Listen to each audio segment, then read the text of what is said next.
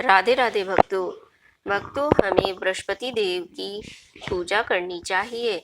अगर किसी का बृहस्पति कमजोर है या गुरु की कृपा कम है तो हमें बृहस्पति देव का ध्यान करना चाहिए और इस कथा का स्मरण करना चाहिए।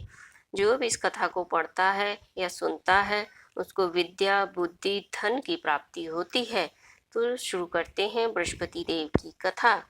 प्राचीन काल में एक बहुत ही निर्धन ब्राह्मण था। उसके कोई संतान नहीं थी। वह नित्य पूजा पाठ करता, परंतु उसकी स्त्री मलिनता के साथ रहती थी। वह न स्नान करती और न ही किसी देवता का पूजन करती। प्रातः काल उठते ही सर्वप्रथम भोजन करती, बाद में कोई अन्य कार्य करती। ब्राह्मण देवता तो बहुत दुखी रहते थे। पत्नी को बहुत समझाते, किंतु उसका कोई परिणाम न निकलता। भगवान की अनुकंपा से एक समय उस ब्राह्मण की पत्नी गर्भवती हुई और 10वें महीने में एक सुंदर कन्या को जन्म दिया। निर्धन ब्राह्मण कन्या के जन्म से बहुत दुखी हुआ। धीरे धीरे ब्राह्मण की कन्या बड़ी होने लगी। बचपन से ही उस कन्या की रुचि भगवान विष्णु की पूजा में थी। वह प्रातः उठते ही स्नान आदि करके भगवान विष्णु की पूजा करने को मंदिर में जाती थी। बृहस्पतिवार को व्रत करके विधिपूत पूजा पाठ करती थी और पूजा पाठ करने के बाद वह पढ़ने के लिए पाठशाला में जाती थी। घर से मुट्ठी भर वह जौ लेकर जाती और रास्ते में थोड़े थोड़े जौ गिराती जाती। जब वह पाठशाला से घर तक लौटती तो जौ के दाने सोने के दाने में बदले हुए मिलते। लड़की सभी सोने के दाने बीन लाती थी।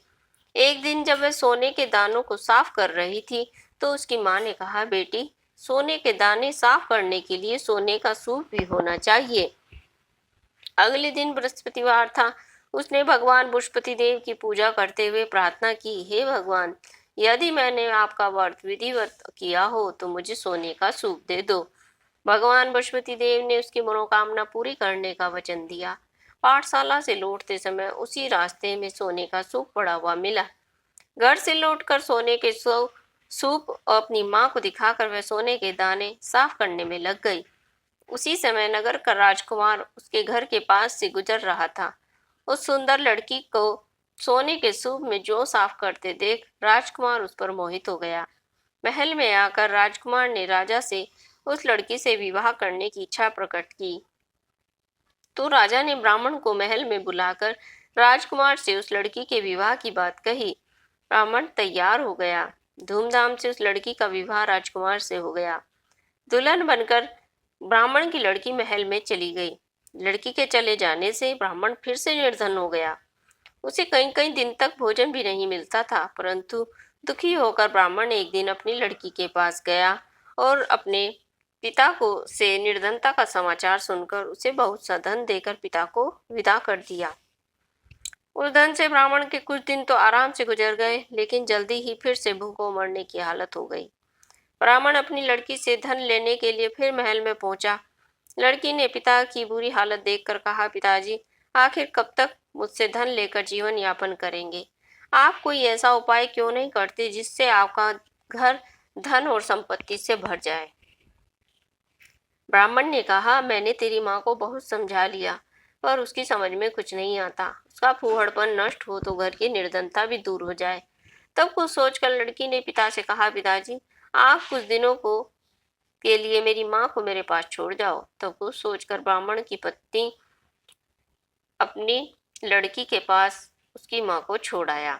लड़की ने अपनी माँ से कहा, माँ, तुम प्रातःकाल उठकर स्नान आदि करके बृहस्पति देव की पूजा अवश्य करना।